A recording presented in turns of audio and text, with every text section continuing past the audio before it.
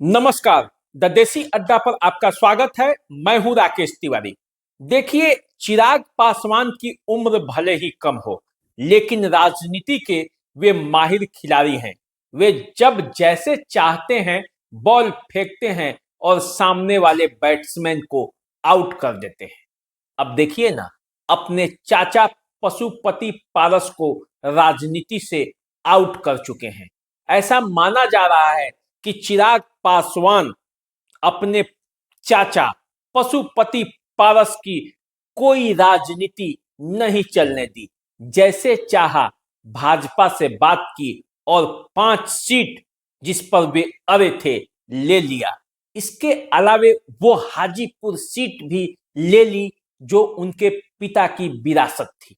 अब चिराग पासवान ने भाजपा के साथ तो पूरा गेम सेट कर लिया, पर एक सवाल है कि क्या चिराग पासवान उन 6 सांसदों में जिसमें वे एक खुद हैं, उनको क्या सबक सिखाएंगे?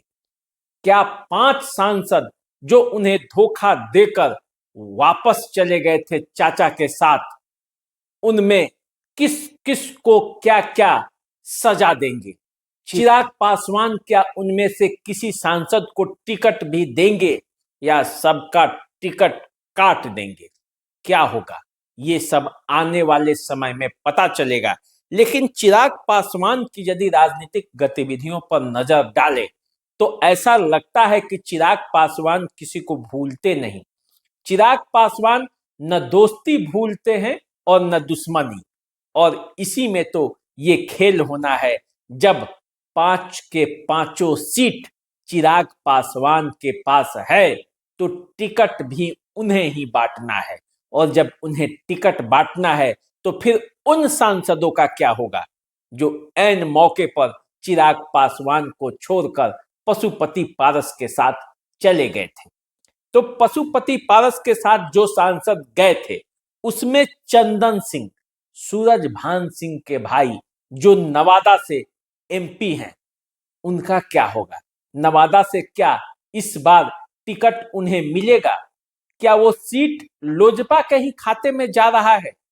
और लोजपा के खाते में जाएगा तो क्या चिराग पासवान चंदन सिंह को या सूरजभान सिंह के कहने पर किसी को वो सीट देंगे? सवाल इस पर भी है और समय पर इस सवाल का जवाब मिलेगा। वो सीट लोजपा को जाएगी या नवादा सीट खुद भाजपा लड़ेगी, ये 1-2 दिनों में खुलकर सामने आ जाएगा। इसके अलावे खगड़िया की सीट जो महबूब अली कैसर, जहां से लोजपा के टिकट पर चुनाव जीते थे और पारस के साथ चले गए थे, उनका क्या होगा? उनका पत्ता कट गया। वैसे माना जा रहा है कि वो सीट भाजपा वहां से चुनाव लड़ना चाहती है या जदयू वहां से चुनाव लड़ना चाहता है। फिर देखिए वहां क्या होता है, या फिर लोजपा को ही वो सीट मिलती है और प्रत्याशी कौन होगा ये तय चिराग पासवान करते हैं। अब आइए वैशाली। वैशाली जो कि बीना देवी का सीट है, बीना देवी वहां से सांसद है। उनके पति दिनेश सिंह जदयू के एमएलसी हैं और ऐसा माना जाता है कि जो पार्टी टूटी थी उसकी रणनीति बीना देवी के घर पे ही बनी थी। ऐसा कहा जाता है कि दिनेश सिंह के माध्यम से नीतीश कुमार ये कार्य करवाए थे क्योंकि उन्हें चिराग पासवान से खुन्नस था और पशुपति पारस को सह देकर चिराग पासवान की पार्टी पर डाका डाला गया था। ऐसा चिराग पासवान भी मानते हैं। अब वो बीना देवी चिराग पासवान के साथ देखी जा रही हैं। ऐसा माना जा रहा है उन्होंने अपनी गलती स्वीकार कर फिर से चिराग पासवान के साथ हो चली हैं। लेकिन क्या चिराग पासवान सब भूलकर फिर से बीना देवी को वैशाली से टिकट देंगे, या कुछ दाव अलग है? जिस तरह से बीना देवी ने उन्हें धोखा दिया था, चिराग पासवान भी ऐन मौके पर उन्हें राजनीति से आउट करेंगे, लोजपा का टिकट नहीं देंगे। क्योंकि ऐसा माना जा रहा है कि चिराग पासवान के पास वैशाली के लिए एक और उम्मीदवार है। तो ऐसी स्थिति में वहां क्या होगा ये भी देखना होगा। इसके बाद आते हैं समस्तीपुर, जहां से प्रिंस कुमार एमपी हैं, चिराग पासवान के चाचा रामचंद्र पासवान के पुत्र हैं प्रिंस कुमार, और वहां से सांसद हैं। इस बार क्या होना है, इस बार समस्तीपुर में यदि लोजपा चुनाव लड़ती है तो वहां से उम्मीदवार कौन होगा, क्योंकि 5 सीटों पर चुनाव लड़ना है। तो क्या समस्तीपुर सीट भी लोजपा के खाते में रहेगा और तब वहां से चिराग पासवान प्रिंस कुमार को राजनीति से आउट करने वाले हैं, टिकट नहीं देने वाले हैं। अब आइए हाजीपुर। हाजीपुर से पशुपति पारस खुद चुनाव लड़े थे और जीते थे। तो हाजीपुर से तो ये तय है कि चिराग पासवान चुनाव लड़ने जा रहे हैं। तो यहां से तो किसी और उम्मीदवार का बात ही नहीं हो सकता। अपने पिता रामविलास पासवान की सीट पर चिराग पासवान इस बार चुनाव लड़ते हुए देखे जाएंगे, और तब राजनीतिक माहौल क्या होगा ये सब आप जानते हैं। इसके अलावा जमुई, जहां से चिराग पासवान खुद एमपी रहे हैं, 2 बार चुनाव लड़े हैं और दोनों बार वहां से चुनाव जीते हैं। तो उस जमुई का क्या होगा, जमुई में कौन जा रहा है, क्या जदयू जमुई में जा रहा है? चिराग पासवान को 5 ही सीट मिलने जा रहा है, तो एक सीट तो वैसे भी छोड़ना है, तो वो क्या सीट जमुई होगा ये भी देखना बाकी है। अब चिराग पासवान उन लोगों के लिए भी सोचेंगे जो उनके दुर्दिन में उनके साथ खड़े थे। उनके एक साझीदार कहिए, अरुण कुमार, जो जहानाबाद से सांसद रह चुके हैं, चिराग पासवान के साथ खड़े थे।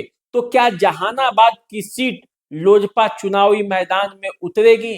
क्या जहानाबाद की सीट से अरुण कुमार चुनावी मैदान में उतरेंगे और लोजपा उन्हें टिकट देगी, या जदयू और भाजपा से कॉम्बिनेशन में वो सीट मिलेगा? वाल्मीकि नगर से भी चिराग पासवान के पार्टी के चुनाव लड़ने की चर्चा है, वो दावा कर रहे थे। अब क्या होगा ये अलग बात है। तो अब कुल मिलाकर चिराग पासवान के लिए मैदान खुला है। 5 सीट मिल चुका है और इन 5 सीटों से लोजपा को आगे बढ़ाना है। पिछले बार का जो प्रदर्शन है उसको दोहराने की चुनौती है, और चिराग पासवान ने ये ऐलान भी कर चुके हैं कि 40 के 40 सीट एनडीए के खाते में जाएंगे। तो देखना यह है कि चिराग पासवान, जो अपने आप को कहते हैं कि रामविलास पासवान का बेटा हूं, हिम्मत नहीं हारूंगा, किसी भी कीमत पर बिहार को, बिहारी फर्स्ट को, बिहार और बिहारी को फर्स्ट बनाऊंगा, तो वे चिराग पासवान इस लोकसभा के इलेक्शन में अपने जब प्रत्याशियों के चयन करेंगे तो किसे मौका देते हैं और किसका टिकट कट जाता है, कौन दुखी होता है और कौन हंस हंस कर ये 2024 का चुनाव लड़ता है और जीत का परचम लहराता है, ये भी देखना है। तो चिराग पासवान क्या करेंगे, चिराग पासवान कैसे अपनी राजनीति को आगे बढ़ाएंगे, ये सब देखने के लिए, ये सब समझने के लिए आप थोड़ा इंतजार कीजिए, क्योंकि अभी थोड़ा समय लगेगा जब प्रत्याशियों के नामों की घोषणा होगी। और मुझे लगता है कि पशुपति पारस को जिस तरह से राजनीति से आउट करने का प्रयास चिराग पासवान ने किया है, उससे ऐसा लगता है कि अब चाचा और भतीजा में भविष्य में भी कोई तालमेल होने की संभावना नहीं दिखती, क्योंकि राजनीति ऐसा है, राजनीति में तो बड़े बड़े मतभेद भुलाए जाते हैं और बड़े बड़े मतभेदों को भुलाकर भी लोग मिलते हैं। लेकिन चिराग पासवान इस बात पर अड़े थे कि नहीं, किसी भी कीमत पर पशुपति पारस को वे अपने साथ नहीं देखना चाहते। आपको पता भी होगा, जब पशुपति पारस के घर शादी थी तो उस शादी में पशुपति पारस ने चिराग पासवान को नहीं बुलाया था।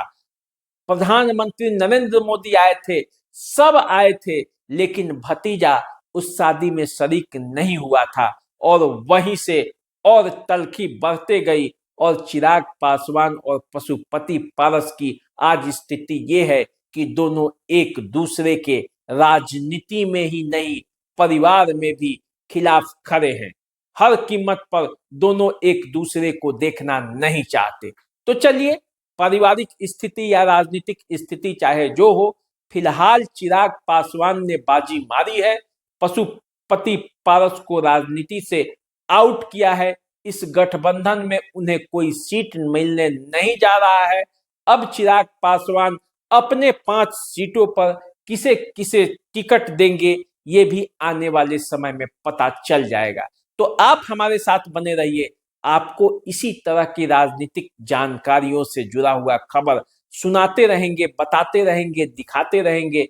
चैनल को सब्सक्राइब कर लीजिए, फेसबुक इंस्टाग्राम पे हमें फॉलो कर लीजिए और अपना प्यार और दुलार इसी तरह दीजिए, क्योंकि आपके प्यार और दुलार से हमारा मनोबल बढ़ता है और हम रोज आपके लिए मेहनत करते हैं। नमस्कार।